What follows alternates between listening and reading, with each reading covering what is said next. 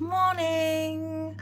Okay, so today I'm going to be talking to you about the key secrets to negative beliefs and exactly what I do and exactly what I teach my clients. And this is a process that we do right at the very beginning to really help rewire those negative thoughts that we have that are totally stopping us from showing up, whether it's showing up in your personal life, in your relationships, in your business, online.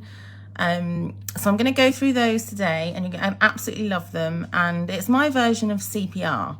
And what I mean by that is totally bringing ourselves back to life from being in this place where we've perhaps been stuck in for years, if not decades.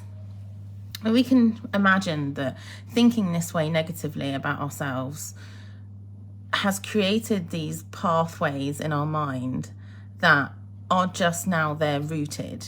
You can imagine walking along the same path, and every time we follow the exact same route, what happens to that path? It wears away and it gets deeper and deeper and deeper and deeper, to the point where you're always going to follow that path. Everybody else is going to follow that path. You're going to keep following that journey every single time. And if you've been thinking this way about yourself for years, it's very difficult to undo. But when you apply the secrets, the exercises, the somatic exercises, the reframing techniques, the hypnotherapy, the CBT, when you combine all of these practices and you put them into your daily life and you truly commit to doing these, you can very quickly change those thoughts. So I'm going to just cover some of the key ones today, the ones that I absolutely love and they're really great for me and have been really great for clients that I've worked with. So CPR, my version of CPR. C stands for getting curious. So when we have a negative thought or belief, you're going to hear some noises and sounds because we're deep in renovation work. When you hear those negative beliefs, whatever it is that you're telling about yourself, we have to get curious with it and we have to really talk to it. We have to have a conversation with it because it's you. It is part of you and who you are. They are your beliefs, they are your feelings, and they need to be heard. They need to be heard, they need to be held, they need to be understood. So we need to learn how to have a conversation with our negative thoughts and actually love them. Instead of feeling angry and frustrated with ourselves and being annoyed that we're having them, that we feel that we're not worthy or that we're not good enough or that we're not as good as everybody else, or whatever it is that we're holding ourselves back believing, we have to get curious with them. And we have to fact find. We have to find the evidence that backs up that they're true. Because more often than not, we're going to find that actually, no, these beliefs that I have about myself are perhaps mainly based on assumptions of what I think other people are thinking or feeling or saying or doing. And even if some people are thinking or saying or doing, they're just not your crowd, does not mean it's true. So we've got to get curious with our beliefs and find out if they're true or not, okay? Because then we can work with that. So that's C. P is practicing positivity, but I'm going to explain how, because I feel frustrated when I hear so many people talking about being positive, being positive, being positive. Well, there is such a thing as negative positivity online. And it can be very frustrating when you want to be positive, but you don't know how to be positive. So one of the first things that I ask my clients to do, and this is hilarious because I've genuinely had clients that have fought me on this for quite some time until they finally decided they were going to give it a go. And they actually really started loving it once they started doing it, and they saw the progress, the success. They saw how they were then showing up for themselves and their thoughts. And because their thoughts were changing, their behavior was changing, because we all know that our behavior comes from our thoughts. So if our thoughts are fucked, so is our behavior. So I call this my 555, and you don't have to do 555 to start off with. With any exercise that I share with you, you can always bring it right back to beginner level, right from the start. And there is nothing wrong with doing that. I could not do 555 to start off with, but I'm going to tell you what it is. And then if you want to do 111 or 222, it doesn't matter as long as you're doing something and you're starting the process today. We hear a lot of people telling us that we should write gratitude statements. Gratitude statements and affirmations. Oh, I should be feeling grateful. Very hard to feel grateful when you're feeling shit. Okay?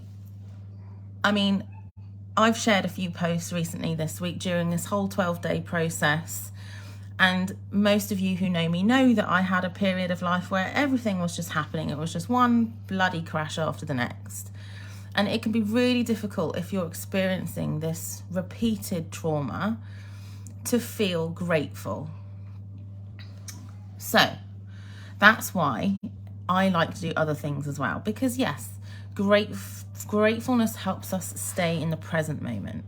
I never realised that actually that's why we should practice gratitude, is to help us stay now, in today, in the present time. When I understood that, I thought, oh, okay, well, that makes more sense. So it's not just about me being a shit person and feeling crap because I don't actually feel grateful. That is going to help me stop time, stop thinking back to last year into the negative place, and stop worrying about the future. That's going to help me stay in today. So we do 5 grateful statements, or 1 or 2 or 3, wherever you're at on your journey. We're going to do 5. Okay, then after the 5 grateful statements, we're going to do 5 forward affirmations that basically you believe you're already there. So it's looking forward into the future vision, pretending you've already got what you want. Okay, so this is where we go into the manifestation of what it is that we're aiming for. I am so grateful, and I absolutely love supporting the women in my flourishing coaching business. That's something I wrote an affirmation about, saying that I loved turning up for my coaching clients every week to support them. And I started writing things like that before I even started coaching. So that's an example of how you do that for yourself. And it's really good to start with I. That leads me on to the 3rd letter, R. So CPR, we've done C, we've done P. R is rephrase. This is going to help you in any kind of relationship in your life, whether this is romantic, dating, friendships, family relationships, work, colleagues. We all know that colleague, right? That's really hard to communicate. This applies if you ever feel that someone is constantly shutting you down whenever you try and express your opinion or feelings. You never feel heard. They're always coming back at you with something about themselves. You feel gaslit, perhaps. You just basically feel shut down every single time. Over a long period of time, that shuts you off here, and it shuts off your throat chakra, your energy. It shuts off your expression. It stops you feeling able to express yourself to anybody. And then when that happens, we kind of go inwards. And when we go inwards, not only do we feel like we haven't got anyone to share our things with, or that we can't, we attack ourselves as well at the same time. And it's just a recipe for pain and suffering. And how to help us unlock that is hang on, let me go back a step. 555. So we did affirmations. Let's go back to 555. I missed a step. The most important step ever. Oh, my clients are gonna laugh at me for missing this.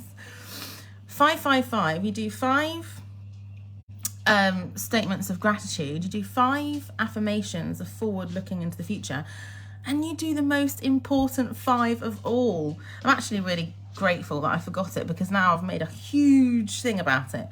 This is the most important element of 555. 5 loving statements about yourself. this is the bit, ladies. This is the part that we forget to do. And it is one of the most uncomfortable parts of healing and working with anybody and helping them overcome their trauma, is learning how to speak lovingly to ourselves. So that's why we do 555, okay? Don't forget to do your loving statements, okay? Right, then we go back to R, rephrasing, helping you improve your relationships, expressing yourself to other people. So let's get back to that. I find it really helpful to start communicating by saying, I am, or I feel. We have to move away from reacting and accusing and blaming other people, to take radical responsibility, to honor and validate our own feelings, and to have anybody else out there in the world honoring and valuing your opinion. You have to honor your feelings first. And by honoring them, you have to own them. And by owning them, you just simply say, I am angry at X, Y, or Z. I feel word because of X. Full stop. You don't have to explain. You just need to take ownership for how you feel. And that helps us step out from blaming and accusing other people and starting phrases such as, you always da-da-da-da-dum. Why do you always da-da-da-da-dum? Whenever this happens, you always da-da-da-da-dum. You know, and then when we're having those conflicts and those arguments with people, they can't hear us. And they not only can they not hear you, they can't honor you. Okay, so we have to honor ourselves. Those are my key secret tips to really starting off with the right footing, and then we delve into the neuroscience behind all of this. We delve into exactly why our body does what it does, exactly how our brain works, how our thoughts and our behaviors all work together as one in the somatic healing program that I teach, whether that's group to group, groups or one-to-one. I have 2 different options of working with people. I can't wait for my next group to reopen. We're going to be diving right into this to help you if you are looking for love or you want success in your business, to get over yourself and just put yourself out there. It's going to be absolutely amazing. I can't wait. And I truly hope you've enjoyed the last 11 days. Our final day is tomorrow, day 12 of 12 days of you. And the whole point of 12 days of you that I like to do every Christmas, as I said right at the beginning, if you missed that first video, the whole point of 12 days of you is during this time of year, it can be one of the hardest times. If we have lost loved ones, if we have suffered any kind of traumas, it's this time of year when we really do sit and reflect. And they can sometimes be the toughest and the loneliest times. And I love doing 12 days of you because, as we always say, we can't do much about everything out there, especially with the world and everything that's going on right now. We can only focus on ourselves, and all of the somatic exercises, tips and things that I've shared over the last 12 days will really help you anchor yourself back into your body. Okay, some days are going to be, oh my God, I absolutely love that one, Sam. That one worked really well for me. Other days you might even think, okay, well, that's all right, but it didn't work for me. There are so many somatic healing exercises, and we unlock all of these when we work together. There are so many. It's about finding the right ones that work for you. But I do hope you found this useful. And for day 12 tomorrow, I'm going to come on and I'm going to do a special longer session together where I'm actually going to do a tapping session with you. It's going to be a somatic healing session online live here on my Facebook page, and I'll also do some card pulls and things like that and keep it fun. So if you can join me, great. If not, if you catch the replay tomorrow, you can write in the comments, give me a card, pull me a card. I'll always send you one in the messages or something. Always get back to you if you don't actually catch me live. And I hope you've had a great time. If you haven't, or if you've missed any videos, just scroll back through and have a look at them all here on my page. And I wish you an absolute happy new year, and connect soon. Take care.